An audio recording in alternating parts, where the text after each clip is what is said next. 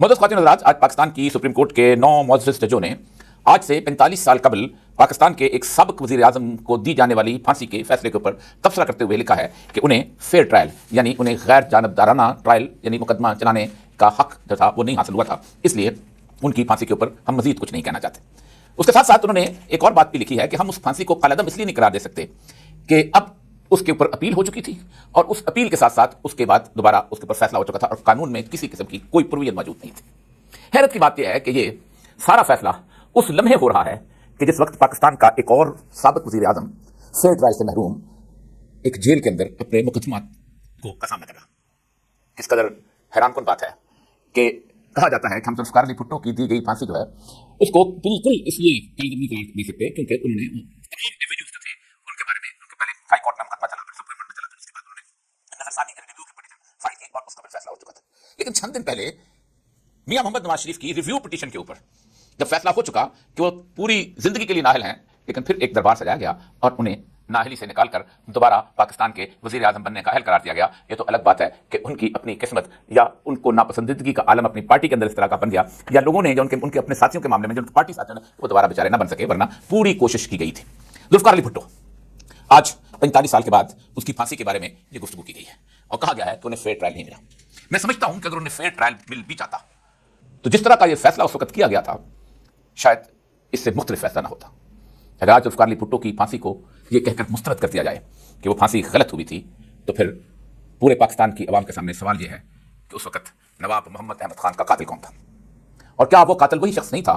कि जिसने असेंबली के अंदर खड़े होकर ये फिक्रा बोला था जो आज इस वक्त मेरे सामने वो फिक्रा गूंज रहा है कि I had enough of him, मैं ऐसे मजीद बर्दाश्त नहीं करूंगा। और ये उस दौर के वाशिंगटन पोस्ट की वो खबर है जिसके अंदर वो फिक्रे जो हैं वो गूंजते हुए नजर आते हैं कि उसने इस तरह की सूरत हाल पेश की थी। जुल्फ़िकार अली भुट्टो का दौर सिर्फ नवाब मोहम्मद अहमद खान के कत्ल से इबारत नहीं है, बल्कि जुल्फ़िकार अली भुट्टो को जो भी बुरी आवाज़ लगती थी उसको दबा दिया जाता था। डॉक्टर नज़ीर अहमद 1970 के इंतखाब में डेरा गाजी खान में वडेरों और जागीरदारों के मुकाबले में एक आम आदमी के वोट से जीते थे। एक छोटा सा हमत डॉक्टर जो साइकिल पर आया करता था, लेकिन बिल्कुल ही आगाज में जब बांग्लादेश के मामले में उन्होंने असेंबली में तकरीरें की तो उस शख्स को कत्ल कर दिया गया। मैं उस शख्स को जो उस वक्त एसपी होता था फिर वो डीआईजी बना, मैं उससे मिला। वो उसको अपनी बेबसी का जो इजहार करता था, वो बलूचिस्तान में हमारे साथ आके कुछ देर के लिए पोस्ट भी रहे थे, साथ बाद में एक इंटेलेक्चुअल जिंदगी गुजारने लग गए थे। उस दौर में ख्वाजा रफीक साद रफीक के वालिद सिर्फ इसलिए कत्ल कर दिए गए थे कि उनकी आवाज़ जुल्फ़िकार अली भुट्टो के कानों को अच्छी नहीं लगती थी। समद खान अचकज़ई, महमूद अचकज़ई के वालिद,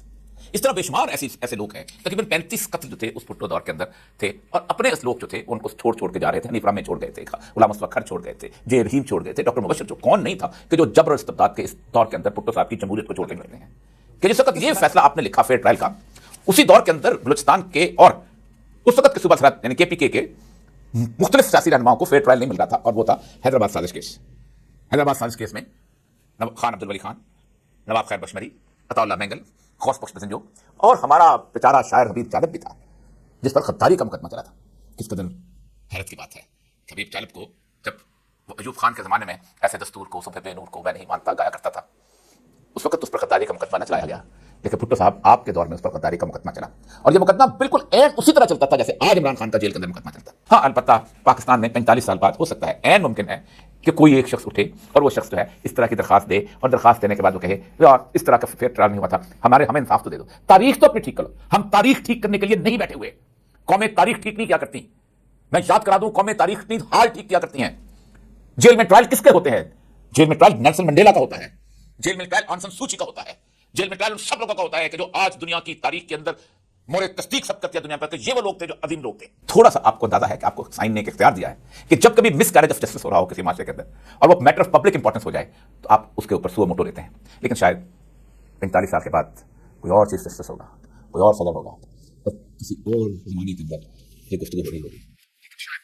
हालात ऐसे हैं कि 8 फरवरी को हमने ये फैसला दिया है वो 45 साल इंतजार नहीं करेगी, वो शायद 45 दिनों के अंदर अपना फैसला सुना दे।